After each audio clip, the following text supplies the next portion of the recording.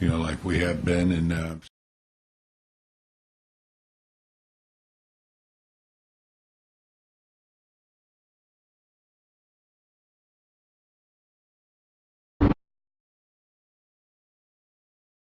Be sure to listen to CBS Sports Radio at home. Ask Alexa to play CBS Sports Radio. CBS Sports Radio. The only way you can take CBS Sports Radio 1140 with you is with the radio.com app. Download it today and listen to us anytime, anywhere. You found the most in-depth coverage of the Silver and Black. The nation and the league arrive in Las Vegas in 2020. Live from the CBS Sports Radio 1140 studios, it's Silver and Black Today. Join the conversation by calling 702-889-5978. And now, here's your host, Scott Gobranson. Welcome back, everybody, to the Silver and Black Today here on CBS Sports Radio 1140 AM in the city of Las Vegas. Summertime in the city. Yeah. You're not going to finish the lyrics for me? Come on, guys. I don't know. They don't know the lyrics. But anyway, we are here with you to talk about Raider football as we edge towards training camp. Rookies report on Tuesday. The veterans on Friday. Our own Chaz Osborne will be there on Friday as well. And we'll talk about that here in a second. But welcome back to all of you here on CBS Sports Radio 1140. Everyone else, too, listening on the radio.com app, wherever you may be. We have service members all over the world, all over the country, fans.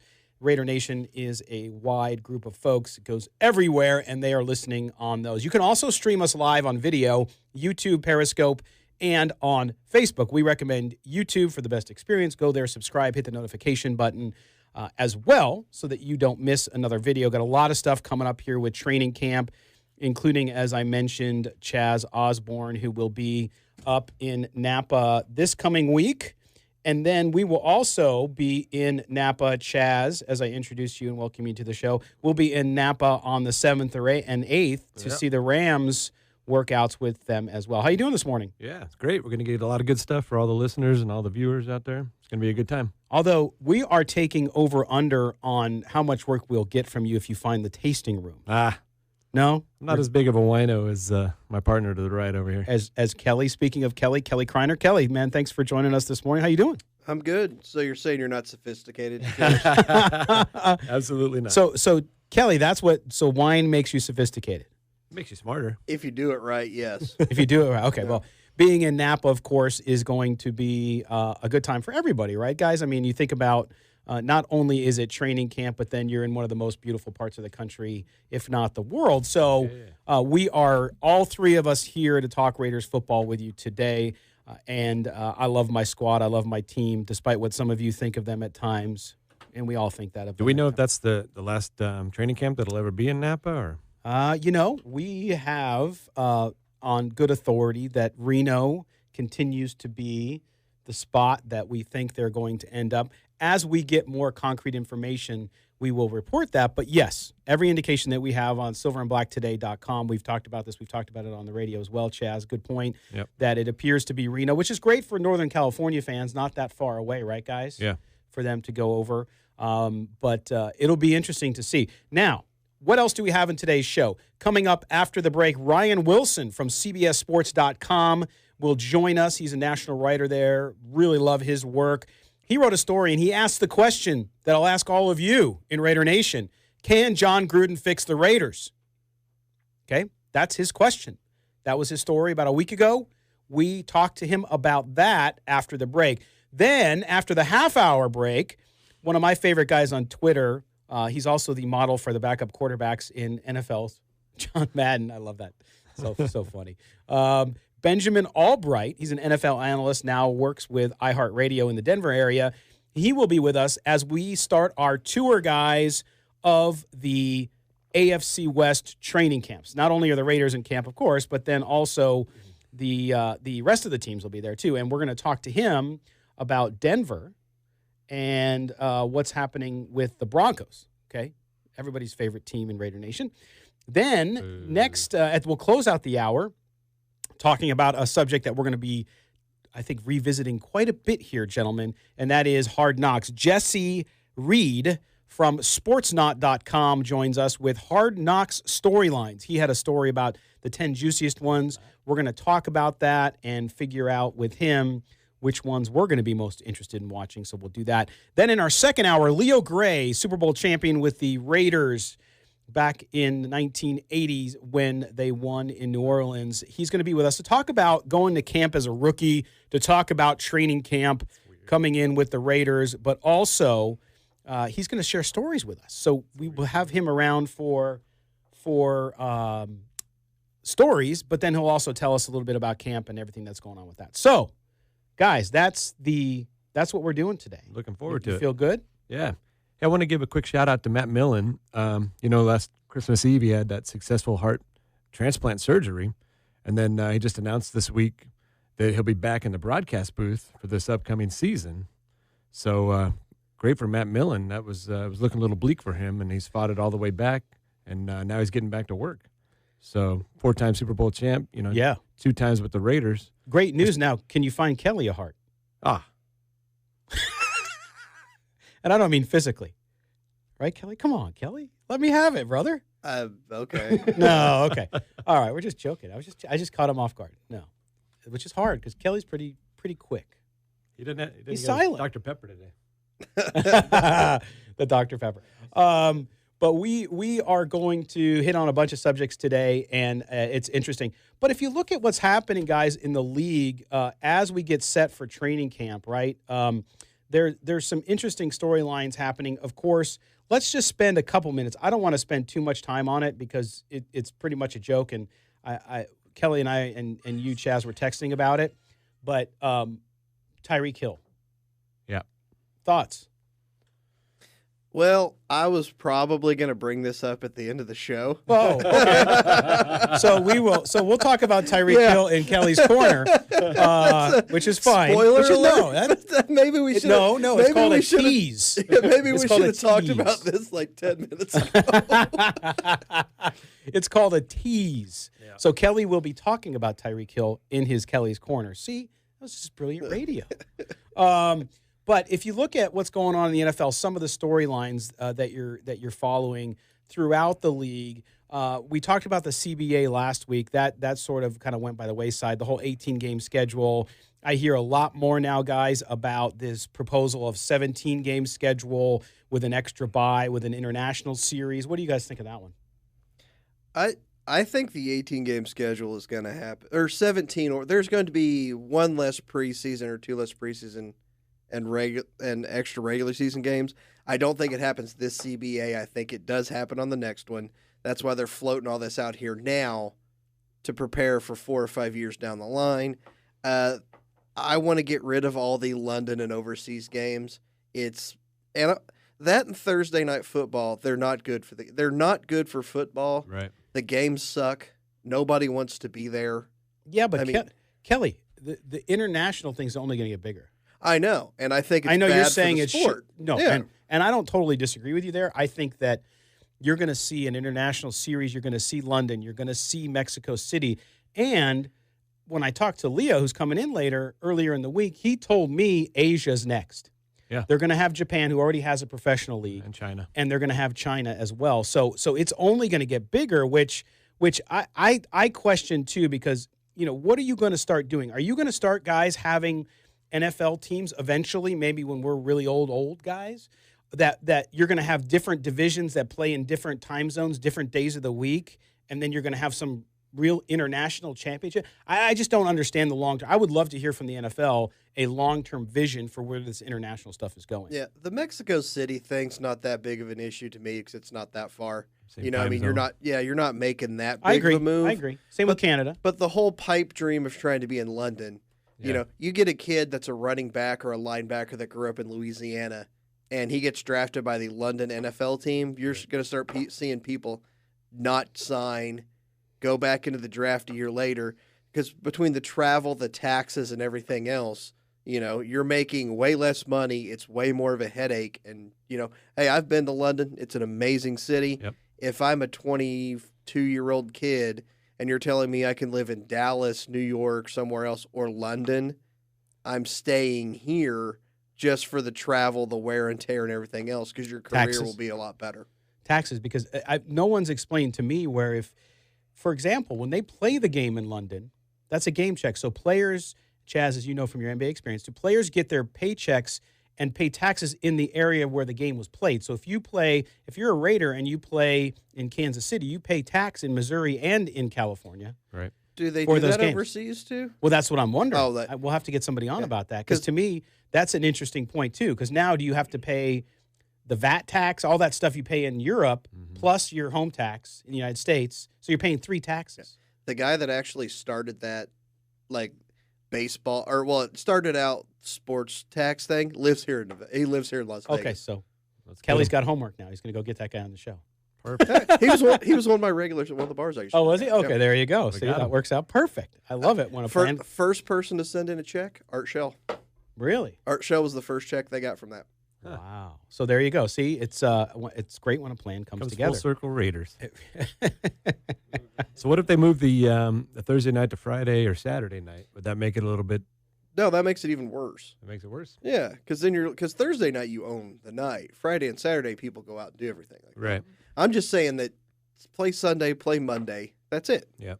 You know. Yeah, but you're also forgetting too that with Friday, Saturday, you have high school, which is big, and I mean, especially in other communities, it's huge. And then Yeah, you have college football. Nobody cares about Texas.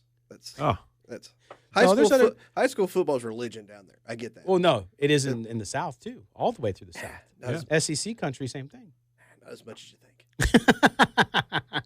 All right, thank you, Kelly. Kelly is our football geography specialist, so I love that. But yes, but I Wait, think where are you guys from? California? yeah. I'm from the Midwest, basically the South. I'm from the Midwest. I was born in Illinois. I never knew how Chicago was Oh, that's right. considered the Midwest. I lived in Kansas City twice. That's the Midwest. I lived in Carbondale, Illinois. You don't get much more Midwest than that. You're an hour and a half from Paducah, Kentucky. Anyway, we're going to step aside. We're having fun. When we come back, we're going to be joined by Ryan Wilson, CBSSports.com. Can Gruden fix the Raiders? You're listening to Silver and Black Today on CBS Sports Radio, 1140.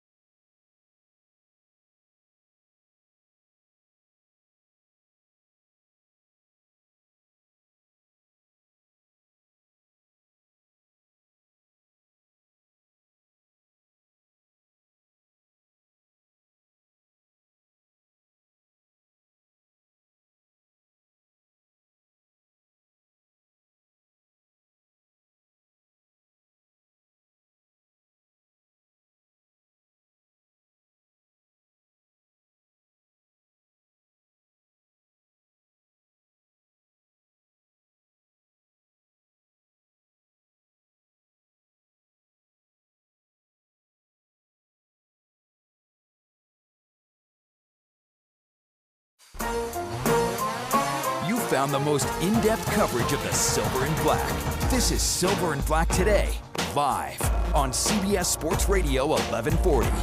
Here's your host, Scott Gobranson. Welcome back to Silver and Black Today here on CBS Sports Radio 1140 in Las Vegas. We're going out now on the attorney Michael Troiano newsmaker line, and we bring in CBSSports.com NFL writer Ryan Wilson. Ryan, thanks for joining us here in Las Vegas this morning. Absolutely, Scott. Thanks for having me, brother. I appreciate it. All right. So as the season gets geared up, one of the questions, and I saw your story, you wrote a story back a week and a half ago or so, talking about Jon Gruden and a burning question. You were going through burning questions. Of course, there's many of them as we head into the NFL season. But the question was, can Jon Gruden manage the strong personalities, manage this remade roster, and fix the Raiders? First, let me ask you this. When you look at the Raiders, the changes they made in the offseason, talk about, we'll get to a second into Gruden coming back to coaching after being gone for 9 years. But when you look at that roster with an Antonio Brown, with a Richie Incognito, with a Vontaze Burfict, what kind of extra challenge has now been added for Gruden to really manage as he coaches this team into 2019? That's one of the biggest questions, and I think that is right up there, and we can talk about it in a little bit. And 1B might be the schedule that the NFL has sort of screwed the Raiders with, but that's out of Jon Gruden's control. What is within his control is how he handles his roster, and it starts with Antonio Brown, who it's very clear and quite obvious that he wanted his way out of Pittsburgh, and he got his way out of Pittsburgh. It wasn't entirely his fault, and I would never pin that on him. Roethlisberger actually took some of the blame after the dust had settled. He seemed surprised by it, but there are reports that Roethlisberger isn't the easiest person to play along with, and he's been there the longest, and on some level you get that, but you never hear Tom Brady, former receivers, talking that way about the Patriots quarterback. That said, Antonio Brown is interested in one thing, and that's Antonio Brown. And I don't mean that in a bad way. That's probably one of the best compliments you could give him. He works harder than anyone in the league. He just turned 31. But if you go back and watch him, and I watched every Steelers game throughout his career, he loves having the ball thrown to him more than any other player I've ever seen in the NFL. And if he's not getting 7, 8, 9 targets a game, he pouts, and that's the reality of it.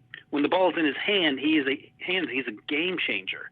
But you wonder sometimes, is he more interested in the personal stats or more interested in the wins? And you come away thinking that he's more interested in the stats. Now, listen, again, that is not a bad thing, and especially on a Raiders offense that's trying to refine itself after a couple down years. You want someone like that who comes in and sets the tone, gives people gives the other players a target in terms of how to achieve what they need to do, and I think that's incredibly important.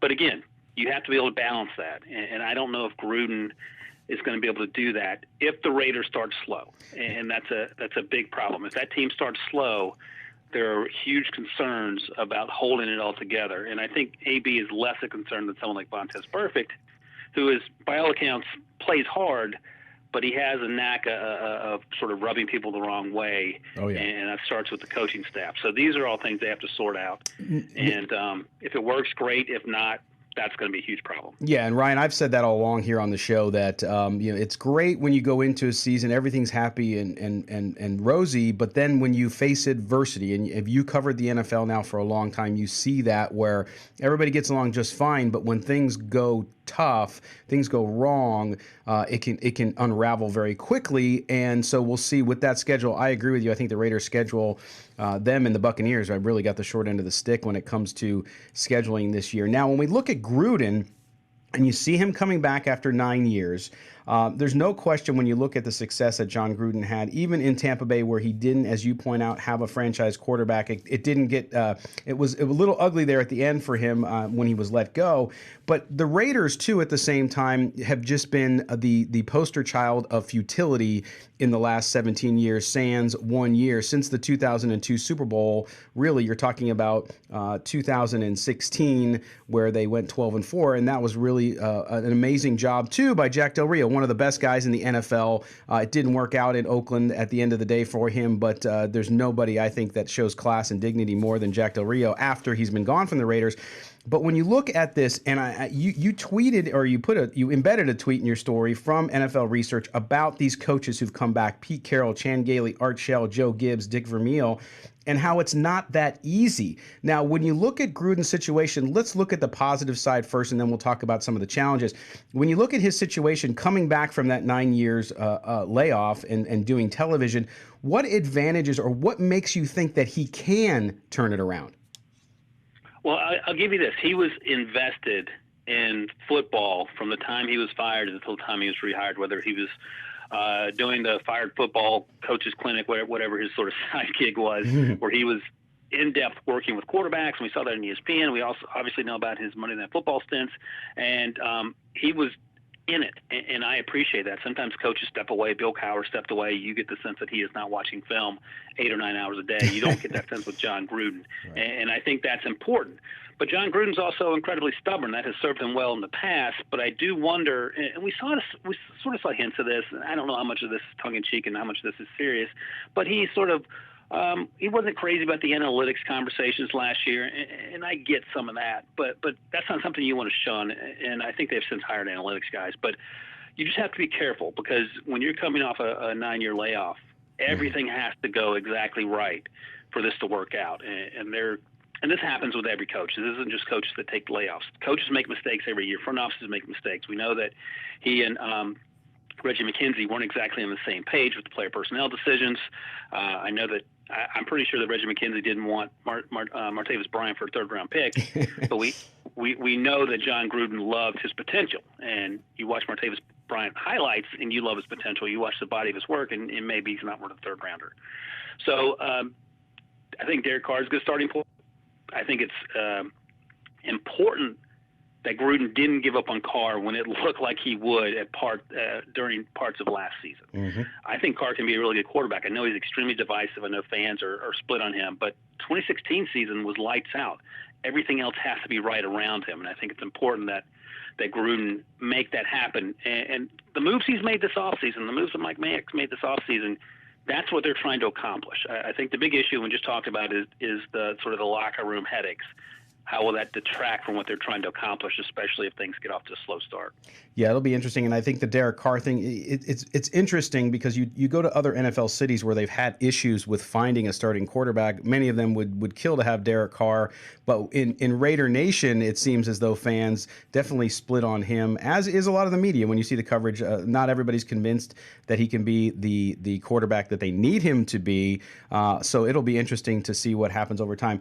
And I'll add it too, when I was looking at those names, Pete Carroll, obviously he's the, as you say in your story, the gold standard, because he came back after 11 years out, although he was in the college game, and he's been 79-48. Jon Gruden, out of all those guys, 3 years younger than the youngest previous to him, which was Pete Carroll. So even though age, between the difference between 55 and 58, not that great, but it should be interesting to see. Now, if we look at the challenges here for Jon Gruden, when I talked to Michael Lombardi last year when Gruden was hired, Michael said, hey, listen, he can be, Jon knows player personnel, he knows all this stuff, but can he be patient enough to install his system, install his philosophy, and carry it out, i.e., like Bill Belichick does in New England? And I think you mentioned that earlier with patience. Do you think that's going to be the ticket tough? Because even though Al Davis fired him and they had their rift and all that stuff, in many ways, Jon Gruden is a little bit like Al Davis. He falls in love with talent, and he wants to go get it. Yeah, no, that's a great point. The good news is that Mark Davis isn't going to fire him anytime soon. They're headed to Vegas. They need Jon Gruden to be the face of that franchise, much more so than any other player on this team. And I feel like the patience has to be the thing. And it's sort of funny. We saw a different Jon Gruden in the Monday Night Football booth, one that was certainly more media-friendly and less intense. That switch flipped last year when he was on the sidelines, and I get that, and I get the edge that you have to have as a coach, but you do have to be patient. And I mentioned the patience with Derek Carr, which I think obviously Carr appreciated, but I think it serves his team the best in terms of their long-term interests. They didn't go out and draft a quarterback with one of the 3 first-round picks. I'm fine with that. There's no reason to rush Carr off the field when you have him on a relatively cheap contract and you can fill all the other needs they had. I was fine with the Cleveland Farrell pick at number 4. if he turns out to be a top 10 pass rusher, no one cares when he was drafted. So we don't know whether he's going to be a Josh Allen in terms of pass rush, or whether he's going to be his own Cleveland Farrell, and I'm fine with that. And Mayock pointed to the leadership qualities being a big part of that. I wasn't crazy about the Abram pick, but just more because he's a box safety than a deep guy. But they need guys on defense, so that's fine. And Josh Jacobs, as a first-round running back, I have no issue with that. He helps Derek Carr in that offense immeasurably. He helps the offensive line immeasurably. So these are all pieces that make sense. And I think you're exactly right, Scott. You have to be patient if you're Gruden. We'll see if he can do that, because that schedule is unbelievably brutal. They travel more miles than any other NFL team. They travel more miles than 3 NFL teams combined. So they have a lot of travel miles ahead of them. We know that Jon Gruden isn't crazy about being in airplanes. So he has to overcome that obstacle, if that's what he considers it. And they still have to find a way to win football games. We know it's incredibly tough for West Coast teams to travel east and win what feel like 10 a.m. kickoffs. So there are a lot of things stacked against the Raiders, and the personnel has to be right, and Jon Gruden has to be right more times than not, and more times than his colleagues when he's traveling, thousands of miles to play football games. It'll be interesting, Ryan, and I think that we'll learn a lot because, you might not have the roster for them where they want it to be. They've made, I think, improvements there, but managing that locker room, managing adversity, because this year, here in Vegas at the Sportsbook, they have them at about 6.5 with the over/under on wins. If I was a betting guy, I would take the under at this point because of that schedule. But I think it's a double-edged sword or a risk-reward thing. Whereas if they can come out and do better than people anticipated, despite that brutal schedule, that could propel them into, I think, a pretty good situation as they move here to Las Vegas next year. But great, interesting story. Ryan Wilson, follow him on Twitter at Ryan Wilson, of course, CBSSports.com. Ryan, we appreciate your work. We hope to have you on later in the season. Absolutely. Thank you, Scott. All right, we're going to step aside. We'll be back here on Silver and Black today on CBS Sports Radio, 1140.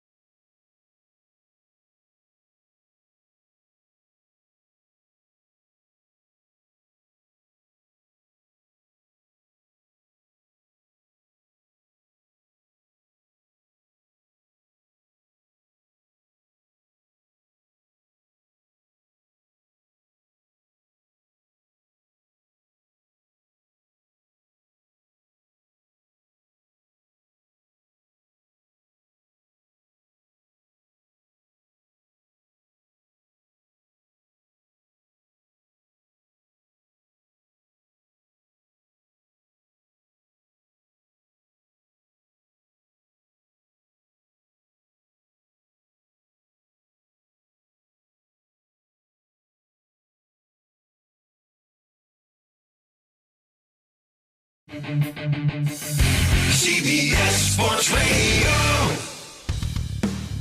This is Mark Bedane, president of the Raiders. You're listening to Silver and Black Today. All right, indeed you are. Welcome back to Sunday without football, but not for very much longer. That's right. We are inching up on the season. Camps have begun. And one of the first camps that started thanks to the NFL season and the Hall of Fame game was, of course, the Broncos. And we want to start giving you guys a view into the AFC West training camps. And we figured, why not start with the team that Raiders fans just love so much, right? Hey. If you're a Raider fan out there.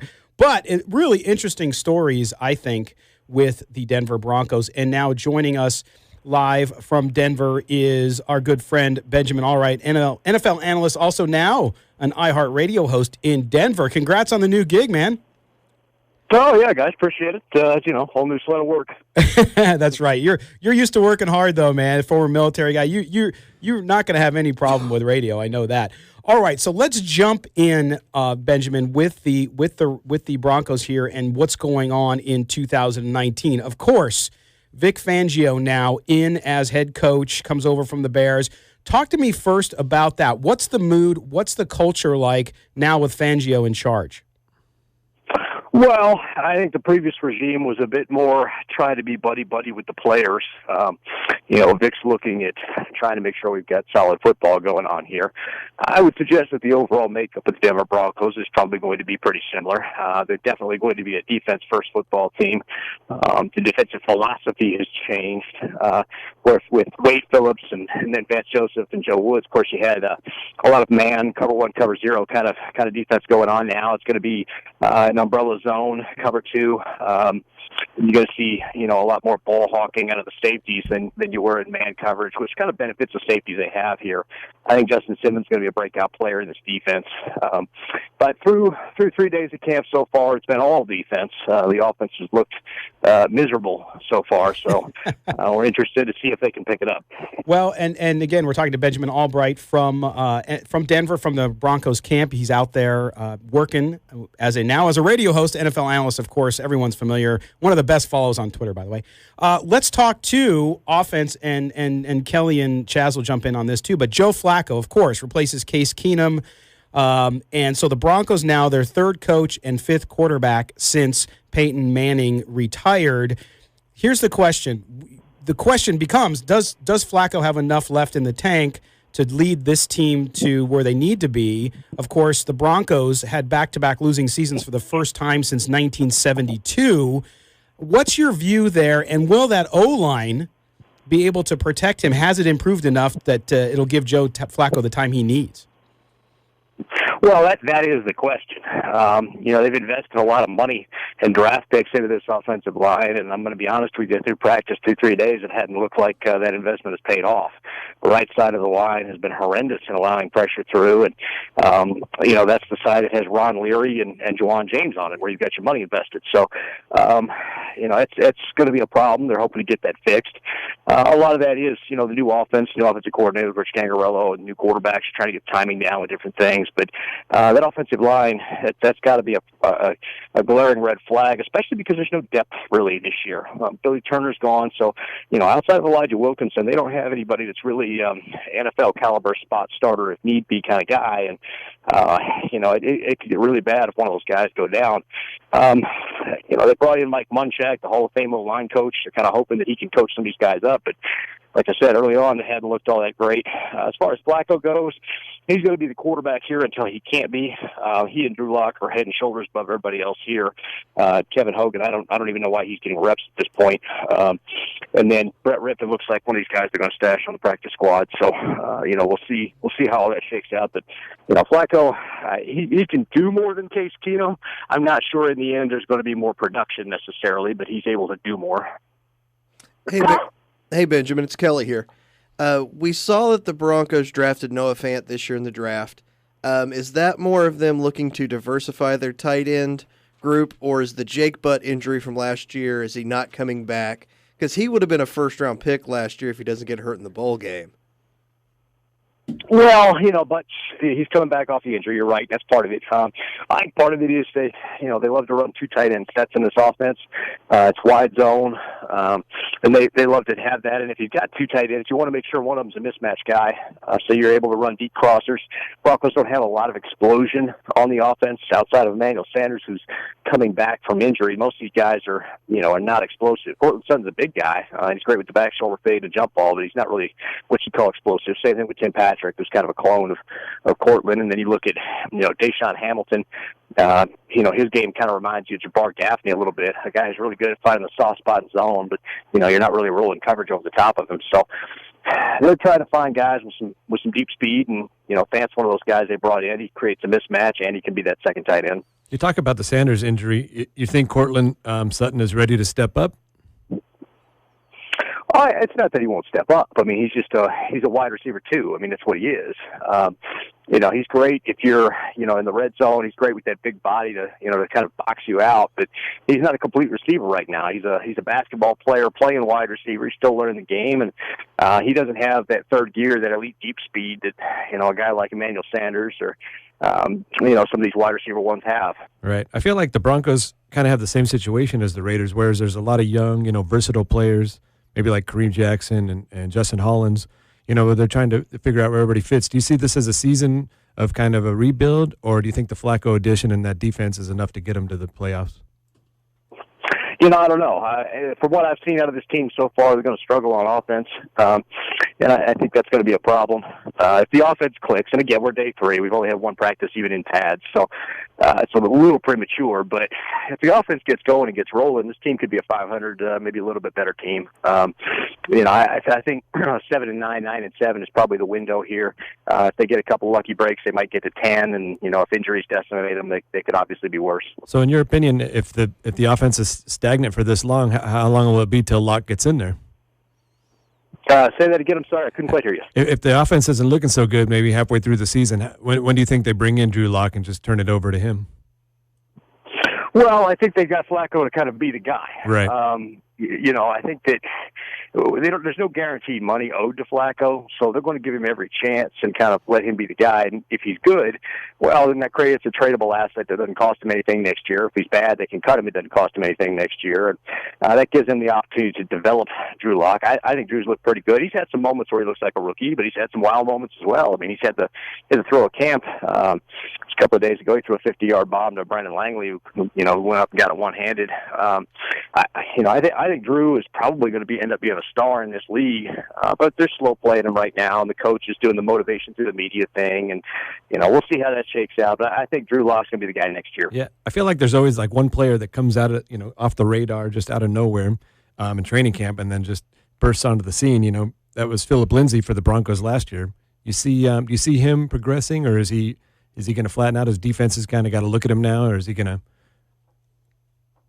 Well, I think I think that he's going to be fine. He's hyper productive. He was hyper productive in college. I thought he was a glaring omission from the combine. Lindsey's come back off the wrist injury. He's looking fine. I think they want to get Royce Freeman maybe a little bit more involved in goal line and short yardage. But otherwise, I think Phil's going to be fine. I think from a yardage production standpoint, Phil will maintain, if not get better, by having weapons around him.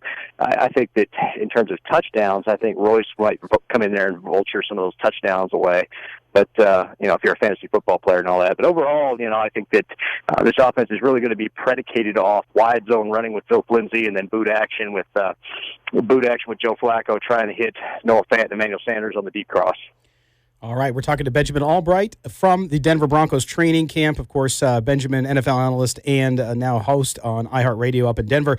One last question for you. Was the money – so we talked about the additions and subtractions with Denver. Of course, defense. The defense was much better, had trouble on third downs, and with the run giving up almost 120 yards per game. And then you add some of those additions. So Juwan Jones, they guarantee him $32 million. How has he looked so far? I'm sorry, you keep cutting out. Who was sure. Who was the name you mentioned? Juwan Jones? James, excuse me? I said James. I cannot. I'm sorry. You having trouble? I can't hear you. Your microphone's. Yeah, your microphones. I can't quite understand the name you're saying. Juwan? James. Oh, Jones. Joe Jones? Jones. Jones has looked all right. James Jones. Yeah, sorry, he's man. been inside linebacker in place of Todd Davis, if you're talking about the inside linebacker, Joe Jones. Yes. He and Alexander Johnson have rotated a little bit at inside. They've looked fairly good. I think they like Justin Hollins back there more in the nickel set, though. A 6'5" linebacker who's mostly played the edge, but he's got some athleticism. Creates a little trouble with that deep post throw in the cover, too, because of his height. So, I think ultimately that's the direction they'll go.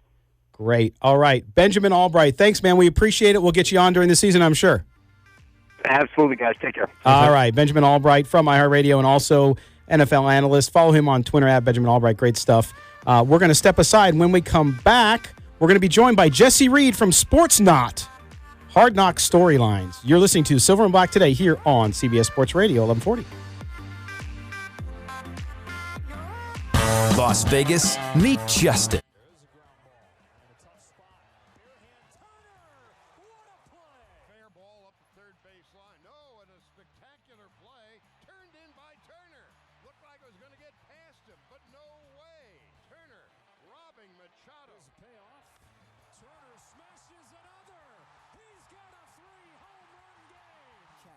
Los Angeles Dodgers all summer long on CBS Sports Radio 1140. A union we can count on. A union with a legacy known for hard work and getting things done.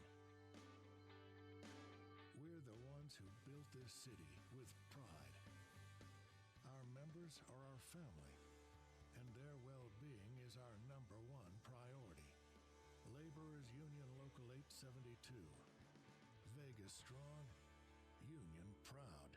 You own rental property and you want to get the most out of your investment so you can get the most out of life. That requires hassle-free property management. And managing your rental properties can be time-consuming and stressful. Renters Warehouse believes you deserve a partner who gets where you're coming from. They know real estate investments because their CEO has been a real estate investor since he bought his first duplex in college. And that ground-level understanding was the inspiration in creating a process that has helped over 50,000 real estate investors, from people who've inherited homes to sophisticated investors with over 1,000 properties. Today, Renters Warehouse manages over 22,000 homes across the country, making them the largest real estate investment company in America. Join the thousands and buy or sell your next rental on the Renters Warehouse online marketplace and experience stress-free property management today. Visit renterswarehouse.com and take advantage of their free rental property analysis. Renters Warehouse. List, invest, rent. All under one roof.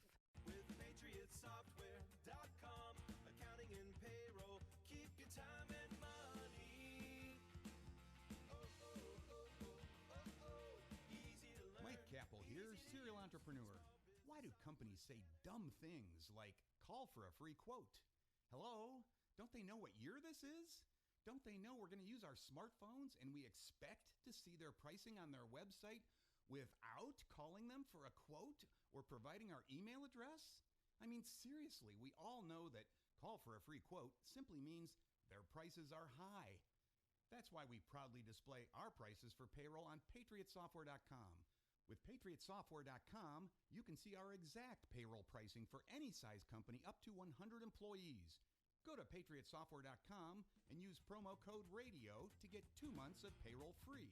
That's patriotsoftware.com.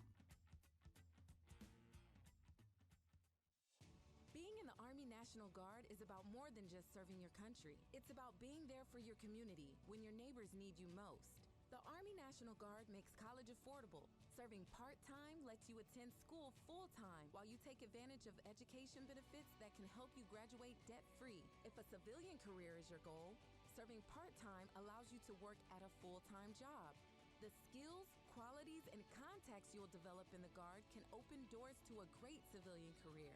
Want to serve but worried about being away from friends and family? Part-time service in the Army National Guard allows you to serve close to home. Serving in the Army National Guard lets you have the life you want while you enjoy the many benefits of serving your community and nation. You owe it to yourself to learn more about how the Army National Guard can fit into your life. Visit nationalguard.com. Sponsored by the Nevada Army National Guard. Aired by the Nevada Broadcasters Association and this station. The Dodgers take on the Marlins. Today at noon on CBS Sports Radio 1140. The only way to take Silver and Black Today with you is with a radio.com app. Download it today and search CBS Sports Radio 1140 in Las Vegas and listen to us anytime, anywhere. Welcome back to Silver and Black Today here on CBS Sports Radio 1140. In my view, top 5 city in the entire world, Las Vegas, Nevada. Thanks for joining us, folks. We're going, wait, you guys hear that? It's a knock. You hear that knock? It's Hard Knocks. Oh. Right? The dad jokes never stop at this. Thank you for that. Yes, my 5 children would agree with you. Okay, although now with older children, with my daughter being 22 and she's out, she's full adult, providing for herself, everything, I can get a little more risky with the jokes. I can tell her some more adult dad jokes. Correct, not quite Richard Pryor, but we're getting there. All right, we are now going to talk about Hard Knocks, and joining us on the attorney Michael Triano newsmaker line is Jesse Reed. He's an editor and writer over at sportsnot.com. Jesse, thanks for joining us today. My pleasure. Thanks for having me on, guys. All right, now, so you wrote a piece back a few days ago on the 10 juiciest, and I love that word. That and the word moist are not used in headlines very often. But when they happen, they kind of catch your eyes. And you guys, that leads to clicks. That's a good thing. So when we look at Hard Knocks and the Raiders, I mean, is there a team better for Hard Knocks, built better, the history and what's happening with them now than the Raiders? I think not. I think it's just made for television. As soon as it was announced, everybody in the NFL, around the NFL, was rejoicing, and especially teams that were not picked. There's just so much drama, and especially with the move to Vegas coming up, there's just so much. It's going to be palpable, the tension, I think, within training camp. There's so many expectations, so many personalities. Yeah, it's made for TV. It is. And Jesse, I wish we could go through all 10, but we wanted to, I think, focus on a few of them with you. Then you wrote about them. Number one was, and this is the second on your list, was will Vontaze Burfict and Richie Incognito behave? Now, to me, that's like two questions, because with Burfict, it's on the field stuff, right? With Incognito, there's been on the field stuff in the past, and of course, most recently, it was off the field. Talk about that storyline and how you think that's going to unfold. Well, the Burfict angle is very interesting because he is an on-field problem, has been for years. He probably will behave in training camp, but then there's Antonio Brown on the other side. And, of course, those two guys have a huge history from their AFC North battles. And Burfict, seemingly trying to knock the guy out of the league multiple times. Antonio Brown said when he knew they were going to be on the same team that was a washed-up storyline. It's just trying to create drama. You guys need to get over it. And that may be true, but what's going to happen in the heat of training camp, when the competition runs hot and the temperature outside gets hot and these guys are starting to go at it, Burfict doesn't seem to have an off switch.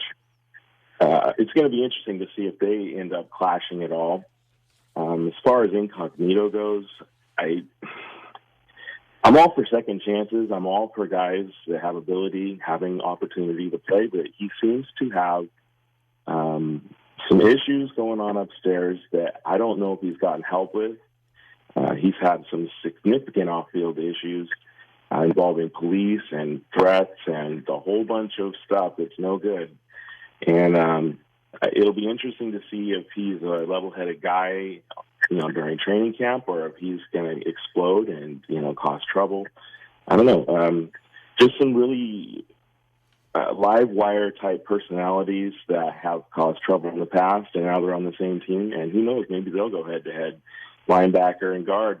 All right, we're talking to Jesse Reed from Sportsnot about storylines, plot lines for the Hard Knocks the Raiders will appear on here in a few days. Hey, Jesse, it's Chaz here. I feel like there's so many great stories on the field that I don't think the off-the-field stories will be a distraction. I mean, the biggest discussion we've been having is kind of the battle for left guard. between Denzel Good and Richie Incognito, and they just brought in Jonathan Cooper. Who knows if he'll bring it back? But the development of tight ends, Darren Waller and Foster Moreau, and will any of these cornerbacks push Garyon Conley or Darryl Worley for the starting spot? There's so many on the field things. I'm hoping that the off the field stories won't be a distraction. But the one question I guess is on everybody's mind is the Derek Carr. Is this a make or break season for Derek Carr, or what are your thoughts? I think it is, and mainly because Gruden and Mayock were both outspoken about being interested in the top quarterbacks this year. Right. They didn't even try to hide it. Derek Carr even had talked about it. I think it was on social media. He kind of responded to that. Obviously, he's not a big fan of them looking into other quarterbacks. And I think this year they have the weapons. They have, obviously, Antonio Brown, one of the best receivers, not only in the game today, but in a long time. If you've seen him working out, he's definitely focused on football right now, and that's a good thing because he's so darn good. They have the deep threat with Tyrell Williams. They have the running back with Josh Jacobs, and I do think that the offensive line's improved. So it's really all on Derek Carr now to come through and play like he did before his big injury and show that he's still the guy that they thought they had when they signed him to the big contract. Yeah, no, there's no question. I think, and it's interesting to me. I tend to be on the positive side of the Derek Carr situation. Not all Raiders fans, especially, are there. There's a lot of skepticism for whatever reason, and so that storyline will be interesting. He is such a positive guy that I don't anticipate seeing really too much frustration or anything out of him. He seems so well grounded, but it definitely will be a story, and as will the move to Las Vegas and all the transitioning going on there. Jesse Reed from sportsnot.com. Jesse, man, thank you so much for joining us. Make sure you read him, and we'll have you on during the season for sure. Sounds great. Thanks a lot for having me on. It's been a pleasure. All right. That's Jesse Reed from sportsnot.com. We appreciate him being with us today. And guys, if we look at that and some of the things he highlighted there, to me, and Chaz, you said, a lot of the on the field the battles on the field. The battles on the field. And it's funny, too, because yesterday HBO talked about Hard Knocks and said that it was going to focus a lot more on football, they say. Yeah. So I think there's some credence to what you say. Then again, I think Jesse's points about some of these storylines, it's drama, right? They call it reality television, but let's face it, they're going to follow storylines. We don't know them. I think Josh Jacobs is going to be a big one. Right. Because the kid his story is unbelievable. He's a great young man. We'll see how it all goes down. But that's the end of the first hour here on Silver and Black today. When we come back, Leo Gray, Super Bowl champ with the Raiders, former UNLV player as well. He's going to be with us to talk about training camp, talk about some stories, and also about what the Raiders are doing here in the Las Vegas community. It's unbelievable. You're listening to Silver and Black today here on CBS Sports Radio, 1140.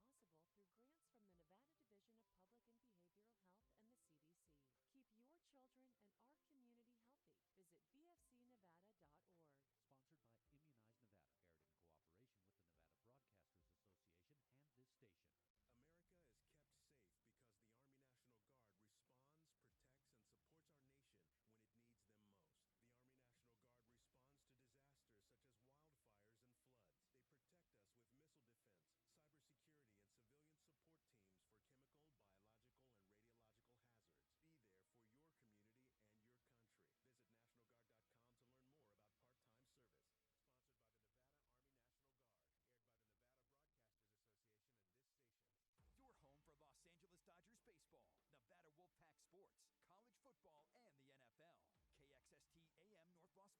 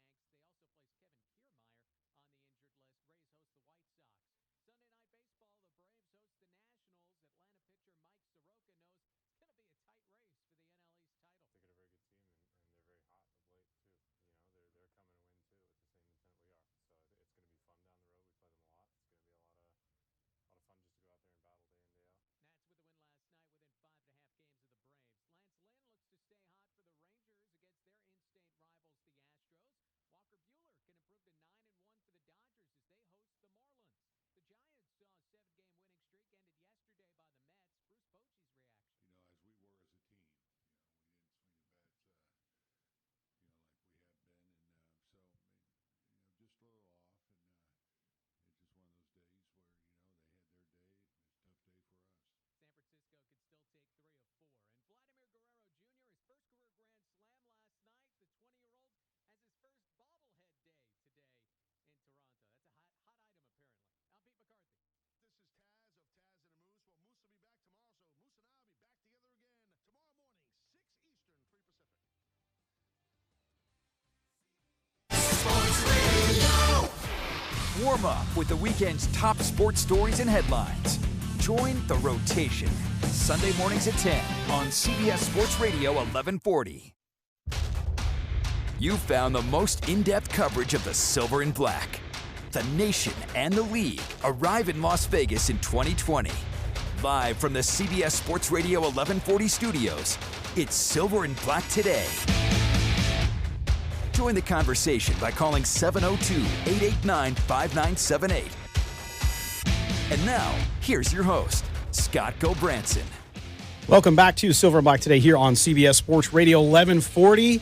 And it always feels better, guys, when there's a Super Bowl ring in the studio. Yeah. And we have one today and it is on the finger, the left ring finger, correct? Yeah. Ring finger. Correct. Of our good friend and just a great, great guy, former Raider, former UNLV Rebel, also BC, Toronto, and Saskatchewan in Canada. Is that right? All three? I get all three right? Okay. Leo Gray joins us now here on the Silver and Black Today. Leo, how's your Sunday going, man? It's excellent. Thank you, Scott. Happy to be here. And again, Leo, I don't know that he appreciates me talking about it all the time, but your voice, man, you got that voice. I wish I had that voice. Oh, you ought to stop. He's like, stop, man. Stop. Dress it up, put makeup on it. Okay. But we wanted to have Leo in because obviously we're going into training camp. Training camp rookies show up on Tuesday, and then vets come in later in the week. And then they go at it. They start in on practice. And so we wanted to bring Leo in as somebody who's been through that to talk a little bit about training camp and what it's like and what it feels, not only as a player but as a team, for these guys to get into camp after the quote-unquote long off season, which seems a lot shorter than it used to be. But, Leo, here we are a few days. Talk about those few days before camp starts, because to me it almost feels like, I know when you start a new job, right, to just for everybody else out there, when you start a new job, you're excited, you're nervous, all those things mixed into one, and you just want to get there. Is that how it is leading up for those first few days before camp? Yes. Yeah. It's a nervousness that it's a good feeling, though, because you know you're going and you've prepared for it. You've trained, you've done everything you needed to do, and then the last couple of days, you don't really want to kill yourself because you want to get there and you want to build up a little. You don't really know what's going to happen, but you want to be in the best shape of your life. So you go out there, you want to be optimistic. You know it's going to be a little bit different than what you dealt with in college. So it's an exciting feeling. At the same time, you're nervous. Oh yeah, no, I can see that. And for me, you look at, before we went on the air, we talked about training camp has changed significantly from, for example, that first year you were with the Raiders, not only because of the personalities and the rules, but with the last collective bargaining agreement and the amount of time. Because was it when you were there, was it 3 practices a day? Or no, two a day? We had meetings, and then we had a special team like walkthrough, but we had 6 weeks of 2-a-days. It was totally different. And you hit. I know now you had to cut back because of the, like you said, the collective bargaining agreement, concussions. But we were hitting every day. I mean, you were sore. Next morning you would get up, you barely could move. That signal that was supposed to be sent from the mind to the body, it didn't always work. Right. You had to pick a leg up and throw it to the side and roll out of bed. Wow. Now, when you talk to some players that played with you during that time in the 80s, some of them sort of look back at camp and say, oh, if they only had to do camp like we had to. Do you think, clearly with injuries, not only the head injuries, but just in general with players and the shape that they stay in year-round now, do you think, has anything been lost for them because the camp is shorter? I don't think so. We laugh about it because when we have alumni weekend next week. So we'll go out there, we sit in the stands, and we laugh about and heckle them? But at the same we do. But at the same time, the speed of the game, the size of these guys is a lot different. Average lineman is what, 330? Back when I played, they were 280, 270. It was a lot different. So, I mean, they're flying around. So if you didn't tone it down a little, you're going to have bodies everywhere. Yeah, it's crazy how the game has changed. And in going into camp, you have players, clearly there's different reasons, or different people have different reasons there. There's guys that are going to be there like you were, right? Mm-hmm. Coming in, trying to make a team. Right. Maybe weren't drafted, free agent, whatever it may be, or they're trying to catch on from somewhere else. So they clearly have one goal, that's to make the team. Then you have guys who don't have any problem making the team. They have guaranteed money. They have all this stuff. How does the difference play in camp amongst the guys? You got a guy trying to fight for survival, and you got a guy who's just trying to get in shape and not get hurt, right? What does that do from a mental standpoint for the entire team? Well, you have some veterans that will tell rookies and the guys that are trying to make that team. Like I remember we would do 300-yard sprints at the end of practice, and Lester Hayes would always get on me because I would fly. And in my head, I had told myself, I'm coming in first on every one of them. And they would say, you got to slow it down and stay with the group. Right. But every time I looked up, part of that group was walking to the bus with a plane ticket going back home. Right. So, you don't want to be in that group. It's certain things that you see, and you want to be a team player. You want to, be one of the guys, but you're on a mission to try to make that team. You want to stand out. Yeah, you want to stand out and do everything you possibly can to be there. Right. Yeah, it's. I mean, clearly, I think those, and we talked with Jesse Reed in the previous segment about the idea that Hard Knocks is going to be there. Can you imagine when you were in camp, Leo, having cameras following you everywhere? Can you imagine what that would be like? It would have been with the guys that we had. It would have been classic. I said earlier, it would have been epic. Yeah, because we had some characters. Oh yeah, I mean there was some. It would have been good television. Some of it would have to have been edited out. But it would have been exciting for everybody. So it would have been 3 minutes long, is what you're saying. Oh yeah, it would have been Hard Knocks. Yeah, it would have been a classic. Well, so when we talk about camp in its current form, Leo, as a player these days going in, we talked about guys there trying to make the team, guys trying to get in shape. Because the players are in such shape, is that camaraderie, that chemistry? Because chemistry, I think, so many times you can have a great team that has all the talent in the world, but if the guys aren't gelled together well, they don't win. With training camp, how much of that time spent together really goes towards building that chemistry? A lot of it. I mean, most of it, because you come in. I mean, everybody. Unlike you have what 3 different mini camps that you come together, right? And you're working, and all of the guys are coming in fit. You know, you have to come in fit because it's a lot different than before. Sure. Even if you have a guaranteed contract, sometimes you could end up somewhere else.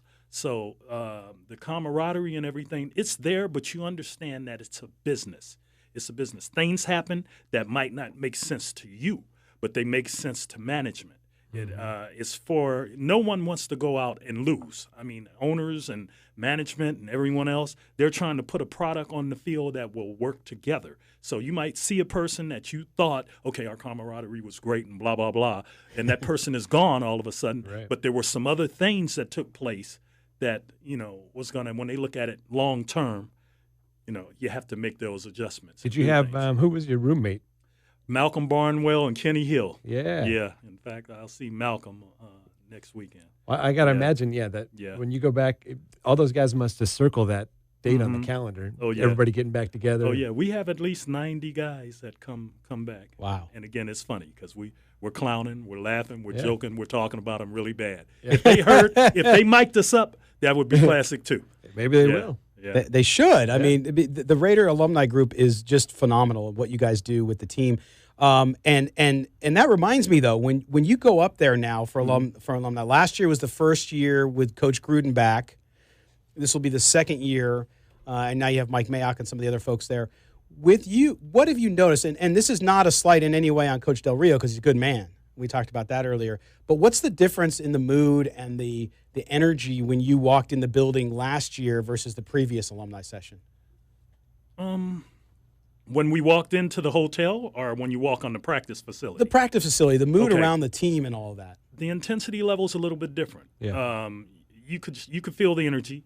I mean, Jon is a teacher. He teaches. He's in your face. He's moving around. There's a lot of movement, but he knows what he's talking about. Mm-hmm. So hey, this is serious. We're not, the stuff we used to do is a little bit different now. You have some coaches that are kind of like a good friend to a lot of the players. Mm-hmm. And then you have the other coaches, hey, they demand a certain level of respect. They demand a certain level of talent on that field, and they're going to hold you accountable to do what you signed that contract for. Mm-hmm. So it's, you could feel it when on the field. You could see the guys moving around and, doing things, and it was a little bit different. Yeah, there seems to be, pardon me, there seems to be the good cop, bad cop, the coach that's up your backside, and then the coach who takes you aside and says, hey, listen, let me help you. And, right. I mean, you need that, right? You need a good balance, right. Correct? My best coach was the one, if he was hanging on a hill, I would have stepped on his hands with golf shoes. Right. So he made a player out of me. Mm-hmm. So, yeah. Well, and going up to this alumni weekend, is there one thing that you're specifically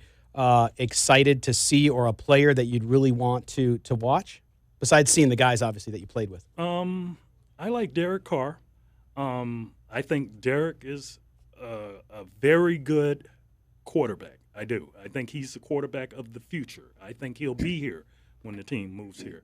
A very nice person. He demands.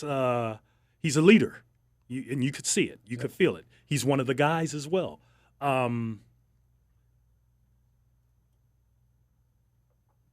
Antonio Brown, because I've watched his his training videos. I like his work ethic. He's different.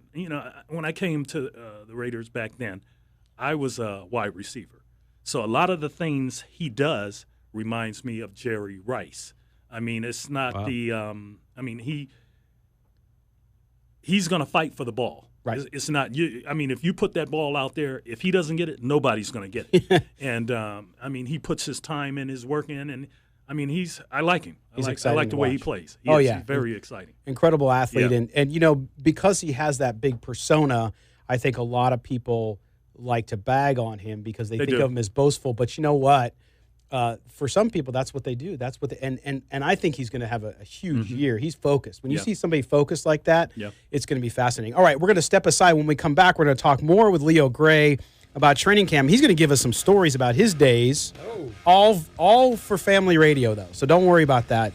We'll talk about his first camp, the conversation he had with Al Davis when he switched his position, and things like that. You're listening to the Silver and Black today here on CBS Sports Radio, 1140.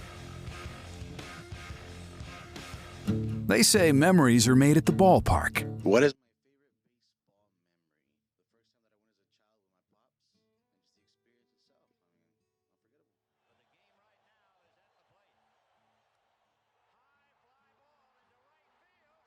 Create 162 new memories with us this season.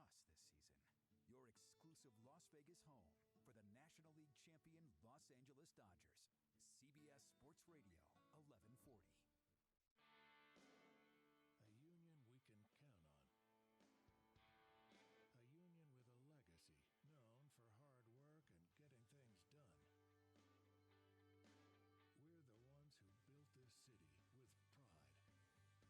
Our members are our family, and their well-being is our number one priority. Laborers Union Local 872. Vegas strong, union proud. Join Mark Patrick Hypnosis and lose all the weight 100% money back guaranteed. After this hypnosis, I want to eat good food. Since August, I can honestly say I have not had one potato chip. It was life-changing for me. And I don't think about desserts like I used to. Bridget, how much have you lost now? I lost a total of 83 pounds. Holy cow. It's easy, it's fun, very relaxing, and very successful. And I would just say go for it. And only $49.99 guaranteed. Allow hypnosis to destroy unwanted cravings, late night eating binges, boredom eating, stress eating. Also, stop smoking with Mark Patrick Hypnosis. No matter how many times you try to quit, hypnosis is designed to destroy your desire to smoke without cravings, irritability, weight gain, or your money back. Join the over 500,000 others who have attended and stopped smoking the Mark Patrick way. That's right. Seminar Tuesday, August 6th at the Las Vegas Santa Fe Station Hotel and Casino, and Wednesday, August 7th at the Henderson Hilton Garden Inn. Weight loss seminar 5:30 to 7:30 p.m. Stop smoking seminar 8 to 10 p.m. More info at markpatrickseminars.com.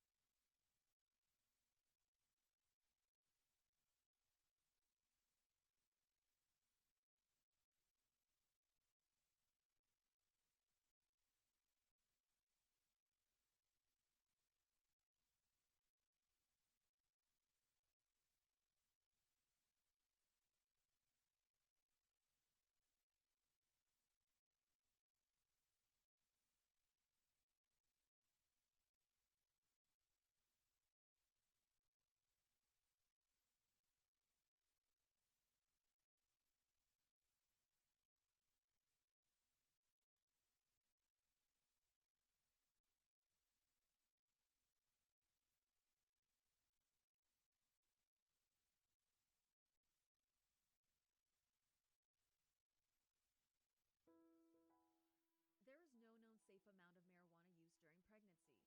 Marijuana is not safe for pregnant or breastfeeding women and their babies. Everything a mother eats, drinks, or smokes affects her developing baby or enters her breast milk. Just like alcohol and tobacco, using marijuana can have negative effects for your baby. Any form of marijuana may be harmful during pregnancy and while breastfeeding. Marijuana can affect your ability to care for your baby or someone else's baby. It is best for women to quit using while pregnant and breastfeeding. If you are pregnant or a new mother using marijuana, you are urged to seek help to quit. Pregnant women receive priority admission at state-funded treatment centers. Visit SoberMomsHealthyBabies.org. That's SoberMomsHealthyBabies.org or call 211. This message sponsored by the Nevada Division of Public and Behavioral Health, aired in cooperation with the Nevada Broadcasters Association and this station.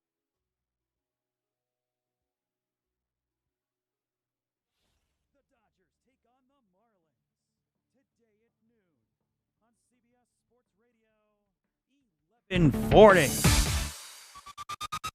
This is Silver and Black Today, live on CBS Sports Radio 1140. Welcome back to Silver and Black Today here on CBS Sports Radio 1140, and we are joined in studio by Leo Gray, former Oakland Raider, UNLV Rebel, and we're talking about training camp with him. Of course, myself, Scalco Branson, Chaz Osborne, and Kelly Kreiner with you as well. All right, Leo, so we were talking about camp and your first time in camp and kind of what it is, the generalities of going to camp. Now we want to talk a little more specifically because people love the era in which you played, so late 70s into the 80s, that 1980 team that won the Super Bowl down in New Orleans. Just one of those Raiders teams with so many storylines, so many people, so many personalities around it. Pardon me, I'm choked up by it. I feel the same way. But we wanted to start there too because when you went to training camp that first year with the Raiders, a gentleman by the name of Al Davis called you to his office, and he wanted to have a conversation. Tell folks about that conversation and what it was about. Okay, well, in college, high school, Pop Warner, I was a diva. An original diva, a wide receiver. And now you hate Didn't want to divas. get a speck on the uniform. Uniform had to be clean. Everything had to be perfect. Towel in place, sweatbands, all of that good stuff. Yeah. So I'm out there at the first little mini camp, and I'm doing really well. I'm catching the ball, and Dante Pastorini was there at the time, and he and I were clicking. He was throwing a long ball, and I had speed, so, That's great. That's what they saw in me, the speed part of it. So I'm going deep, catching passes left and right, feeling good about myself. And so we went through, I think, a camp and a half. It might have been the second camp. I get a call. Mr. Davis wants to see you. Uh-oh. So Malcolm looks up. We had finished one of the practices. We were in our in the hotel, and Malcolm looks at me. Al wants to see you? I said, Good or Mr. bad? Davis wants to see me. So I didn't let the negative thoughts go into my head at the time. I figured he just probably wanted to talk to me about something. So I go to the office, go in there to sit down and talk with him. He looks me in the eye. He says, "You're doing well in camp. I like what you're doing. I love your speed." And we're going back and forth.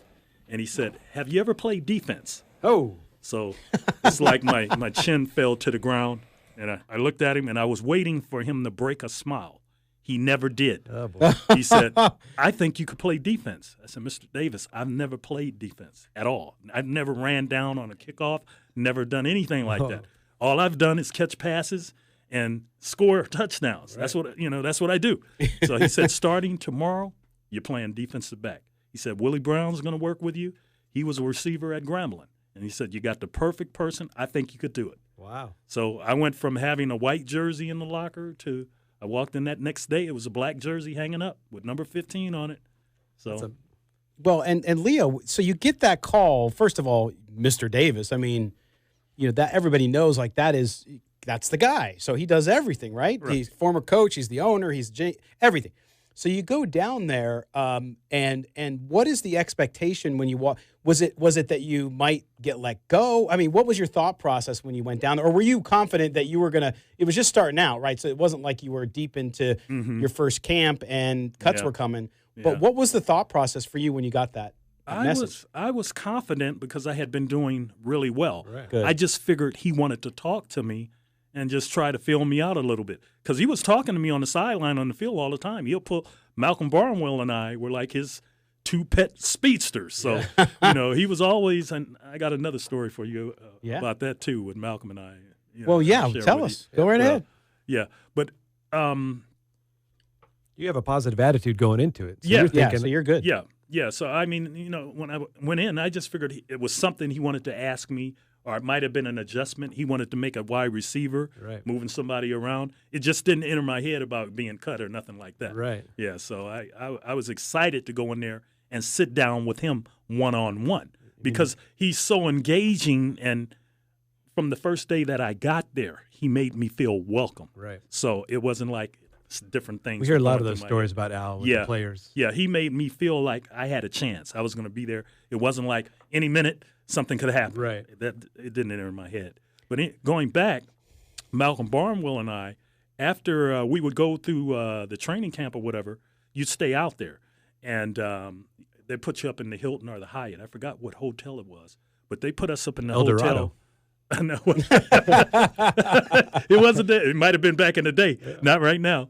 But they put us up in the hotel, and we would go and practice every day, and it would be like individual practices. You go out there pretty much on your own. You'd lift, then go outside and do different things. And so we get a call one day. It was our day off, and we're lying on the bed looking at soap operas like we always did at that time, Malcolm and I. So they said, if somebody at the front desk wants you to come down, get your workout gear, come downstairs. So we looked at each other like, what? We're off today. Yeah. So we get our stuff. We go downstairs. It's Al Davis. Wow. Al said, get in the car. We get in his black Fleetwood Cadillac. Yeah. And he drove us to the practice facility, told us to get dressed. We walked in and we got dressed. Now, Malcolm and I, we're silent, and all we did was run our mouth. You couldn't shut us up. So both of us are looking at each other. Mr. Davis has us over here at the practice facility. Yeah. So we put our stuff on, walked outside. Al came outside, had me go play defensive back, had Malcolm run routes. He would tell Malcolm a route and have me guard him.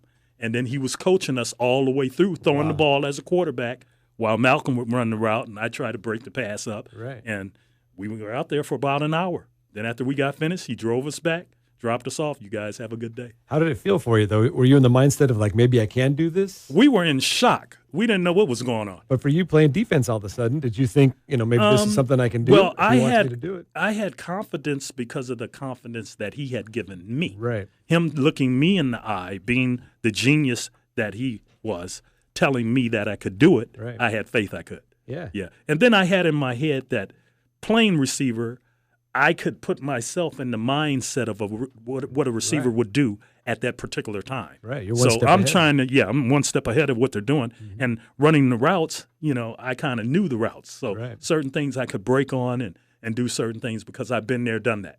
Yeah. That was such an incredible season.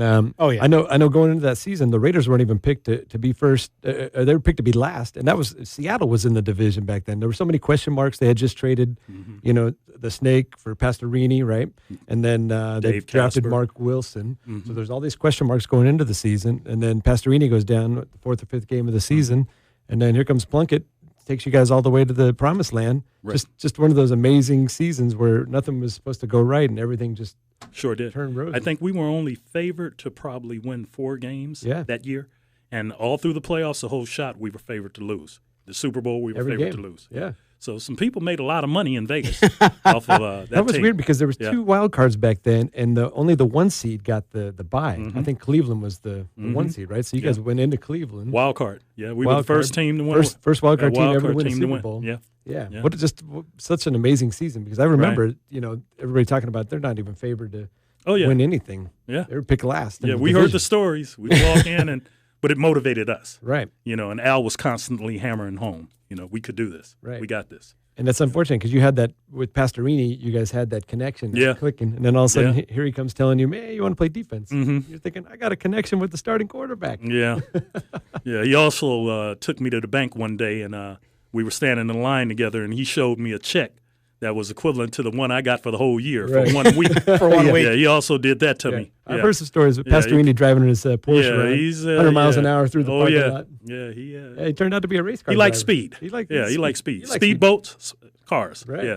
Well, and we have some other stories we want to get to. Can you stay for one more? Yes. All right, great. Because we're talking to Leo Gray, former Raider, and you have some stories. I want you to tell the story you told me a few days ago about when you got moved to defensive back, and one of those first plays you came out, you had to deal with a pulling arch shell, which is like, to me, just a nightmare. It's like a truck coming at you.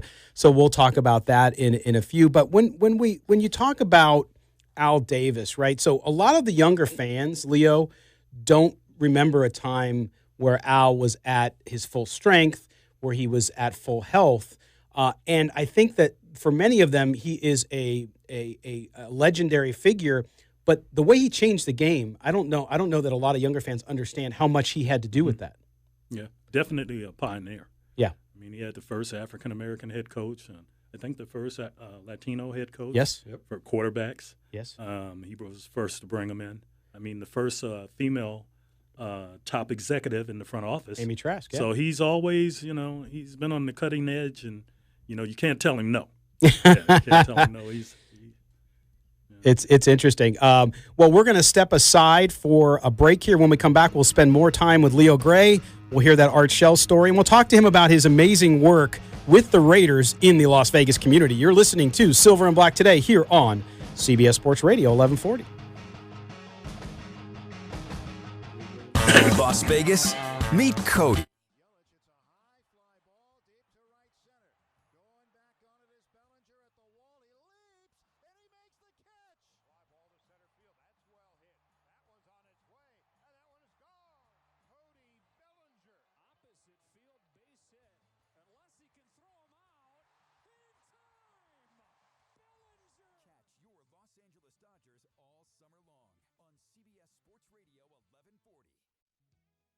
Nevada businesses have been through some tough times, and we've been right here with you through thick and thin, helping self-insured groups get the best workers' comp programs, affordable coverage that meets your needs, and a company that stands by you all the way.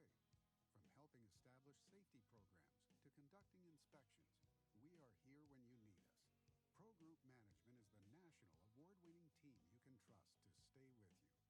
After all, we've been here with you for over 20 years, through good economic times and bad. Find out how to have Pro Group Management work for you. Visit our website at pgmnv.com to receive a free cost savings analysis now.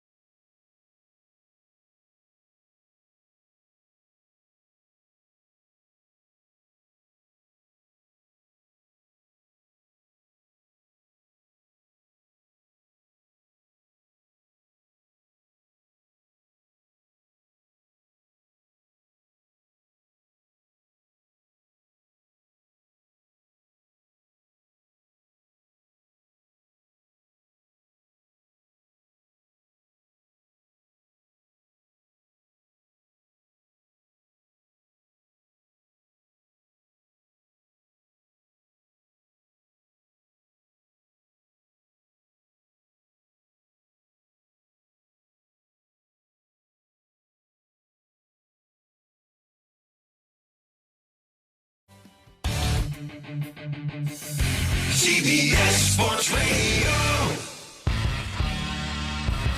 How you doing? This is Charlie Garner, and you're listening to Silver and Black Today. Stay tuned. Oh, yeah. Charlie Garner bringing us back in.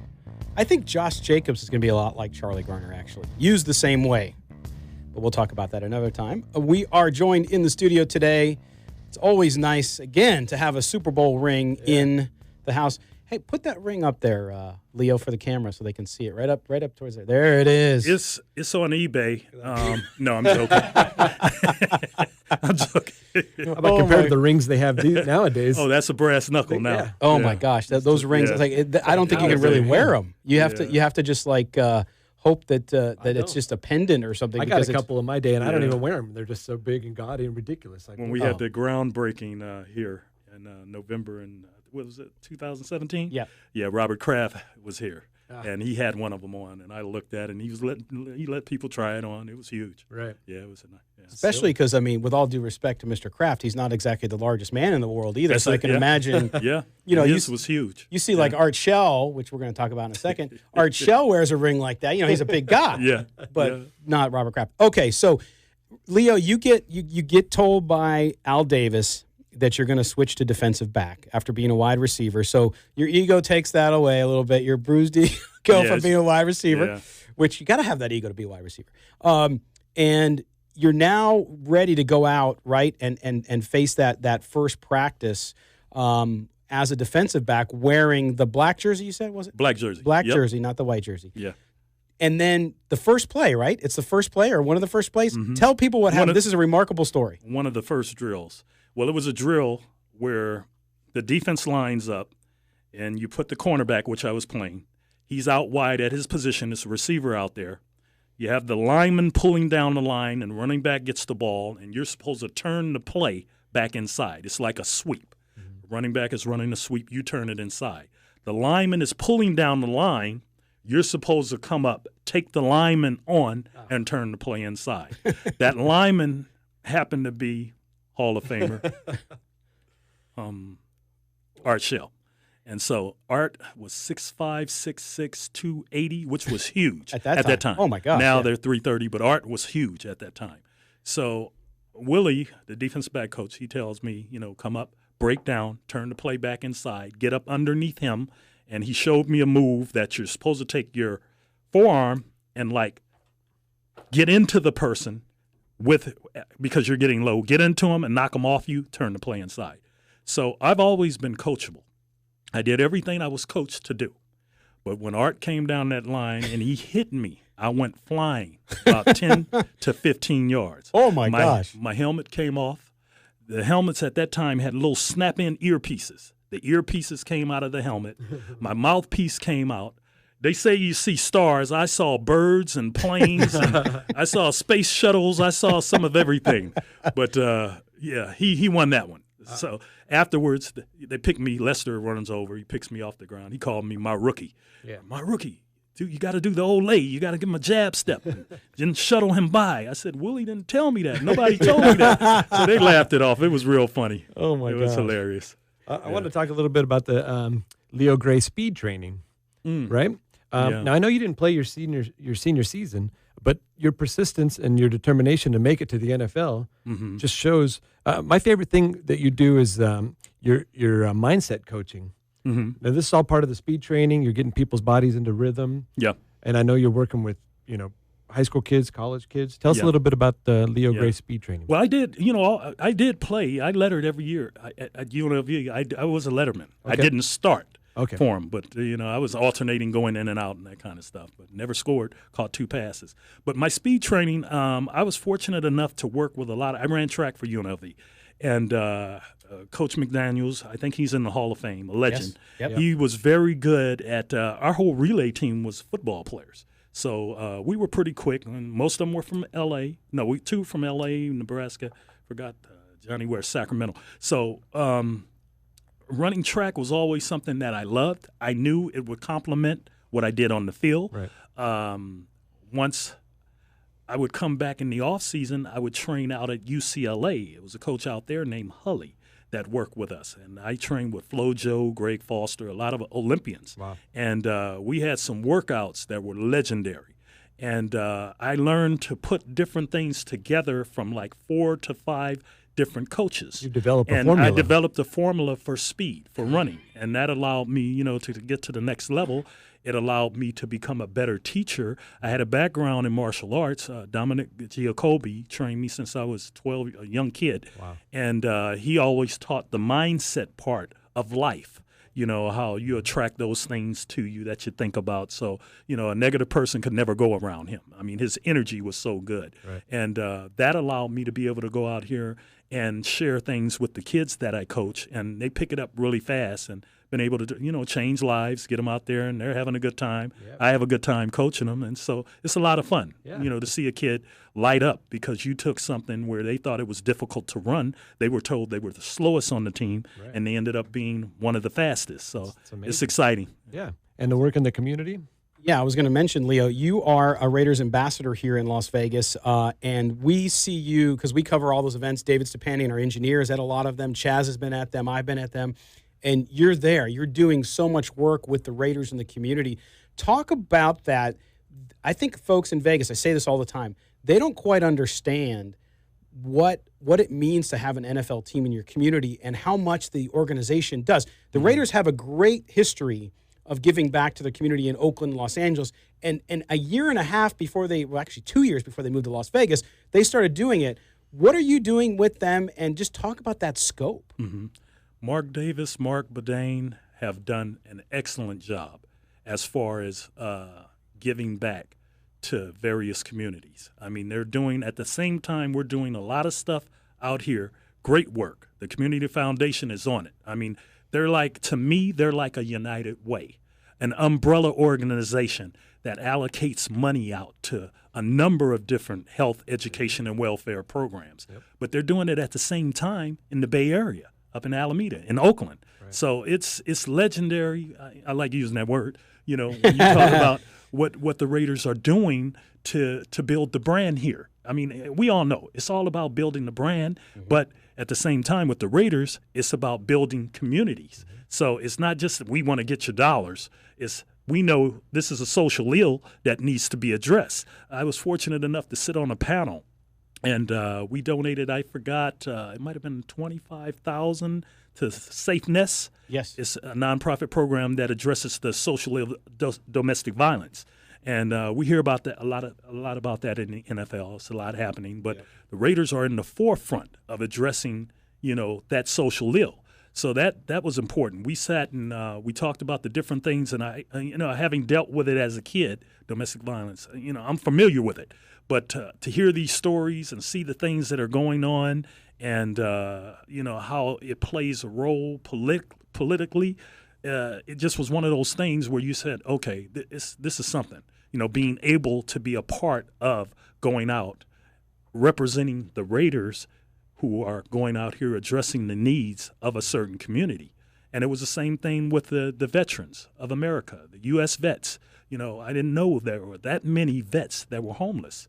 And, Arnold Stock over at Veterans Village. Veterans Village. I mean, there's some programs out there doing great things, and every dollar helps. They're not getting as much money as they should. For, Vegas to be as wealthy as it is, with so much money changing hands, it's a lot of support groups out there that are changing lives, and, some of it is going unnoticed. So, I would hope, that the listeners out there would try to do whatever they could, to help some of these different support groups out there, because they're changing lives. Yeah, and I mean, for you, a lot of people in Las Vegas, for those folks that weren't in favor of the funding of the stadium, now you're a Las Vegas resident. You were before the Raiders decided to move. So you're a part of this community. You have been for a long time. But that's what I always tell them. If they're not a football fan, I tell them these are other things that are happening that this football team does in their community, because it does trickle down. They've done so much, and I know you've been out a lot to schools, a lot of kid-related stuff, in addition to Safe Nest and Veterans Village and many other things. And Chris Mallory over at the foundation does great work. But how fulfilling is that for you with your attitude towards life to go out and be able to do that in the community? Oh, it's a great feeling. I mean, because, I was raised, knowing that you had to give something back. And, I grew up in South Central Los Angeles at a time when that whole gang violence thing jumped off. And, there were so many programs that were started up that were supposed to address that deadly issue.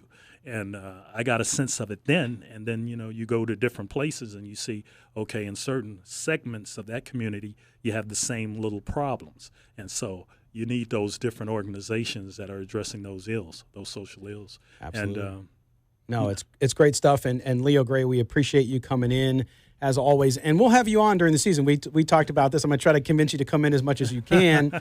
Talk some football, too. We'll see how the Raiders are doing this year. So we thank you for joining us. And people follow Leo on Twitter, Leo Gray 15, right? You got it? On Instagram, Leo_Gray. Leo_Gray on Instagram. Gray. And see the amazing work he's doing with kids and adults here in town. Leo Gray, Oakland Raiders alumni. Thanks for joining us, man. Thanks for having me. All right, we're going to step aside. We'll come back. We'll close out the show with Kelly's Corner. You've been listening to Silver and Black Today here on CBS Sports Radio 1140.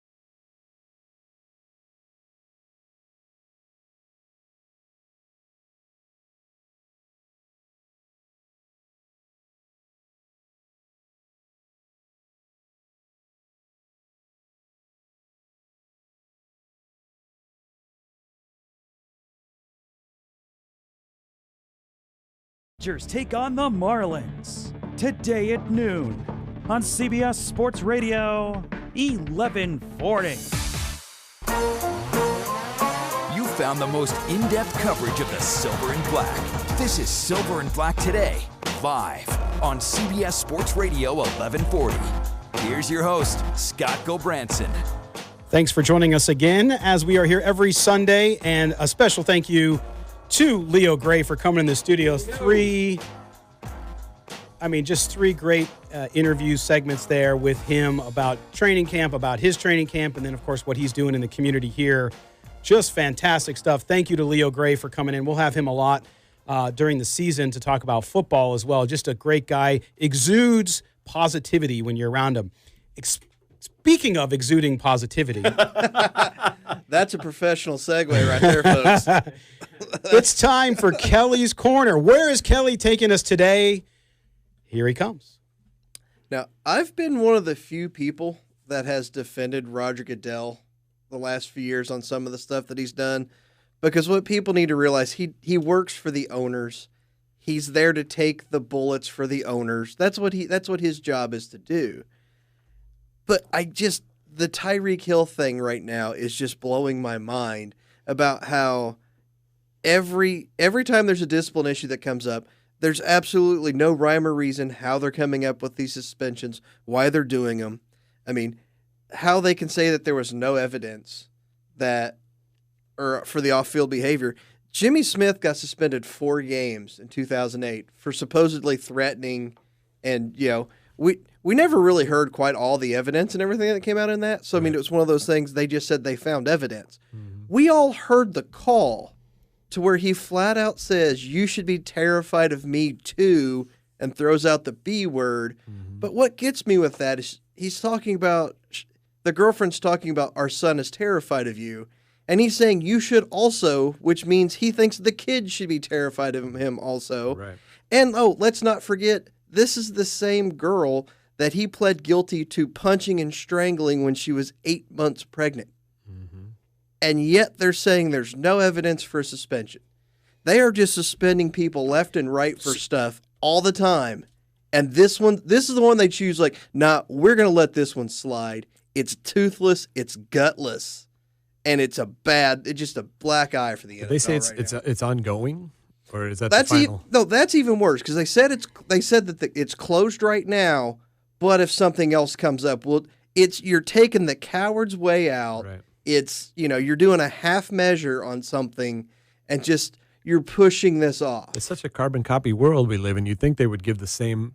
If other guys are getting 4-game suspensions for the same thing, why all of a sudden? And that's the issue everybody has with these NFL suspensions and NFL fines and everything, is there's no consistency in them. Well, and I agree. I think consistency in punishments and suspensions have been an issue for the NFL for quite a while, not just on this issue, but on other things too. It seems like there's folks who get much harsher punishments than others for similar indiscretions. Now, I will say this. There's 2 differences here. One is there enough to suspend them under NFL conduct policy? And then is there enough evidence to prosecute a person in the criminal justice system? Those are 2 separate issues. I see people confusing those. When I look at Tyreek Hill, did they have enough evidence, as you said, to take him? And they didn't, because they said they didn't. Doesn't mean they're not still trying to find some, by the way, but they didn't. But when it comes to NFL rules, there are guys who do far less things, or accused of, not even have been convicted or proven to do, less than Tyreek Hill, but yet they are punished, and Tyreek Hill, Kelly, gets away with it. And that's the point. That's the one point I was going to make, is the accusation has been enough to get people suspended in the past. We have an audio recording of him threatening her, and, no, we have no evidence. Why do you think they're being soft on him? I hate to say it, but it's because he's the main weapon for their new golden boy. You think so? Pat Mahomes is on the face of Madden. He's everybody. He is the thing the NFL is they're gravitating toward too. And that, because all these ads, all these things you see are Pat Mahomes, Pat Mahomes. Everybody talks about Pat Mahomes.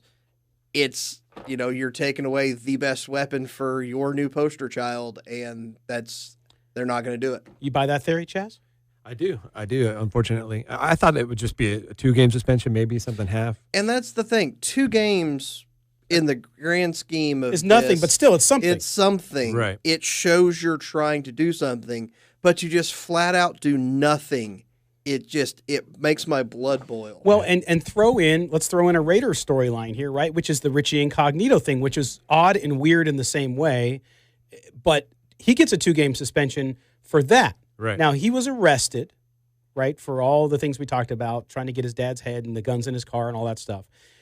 So he gets that. But then Tyreek Hill, who is charged with at first, later dropped, but still there is enough circumstantial evidence for the NFL to have given him at least a 2-game suspension. Let's face it, like you said. The fact that the NFL is doing nothing, I mean, it's hard. Like, I'm not a conspiracy theory guy, but your theory about him being part of the Mahomes machine now in Kansas City and what that means to the league, it's hard to deny that it looks that way. It's just, I mean, I don't understand how anybody could argue.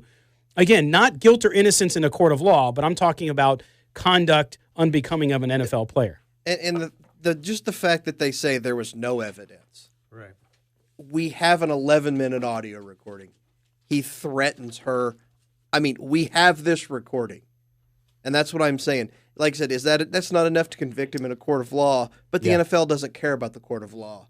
This, I mean, at minimum should have been a 2-game suspension. Right. And the Chiefs were expecting him to get suspended because you don't take Mecole Hardman in the draft. You don't trade up to get this guy when you have almost no draft capital and the worst defense in football to draft a wide receiver if you think he's going to be there the whole time. No doubt. Well, we'll see how it all develops. Maybe it's not over yet. It probably is, but we'll see. But Kelly, I think that makes it even worse in my know. opinion. No, I agree.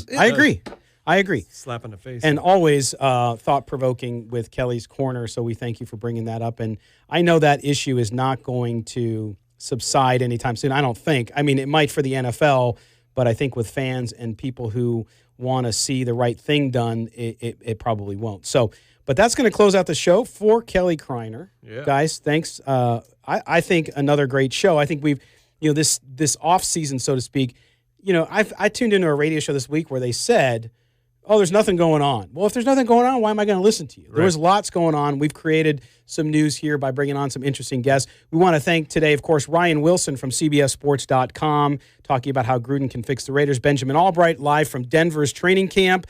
Jesse Reed from SportsNot. And, of course, Leo Gray. So, Kelly, have a good week, man.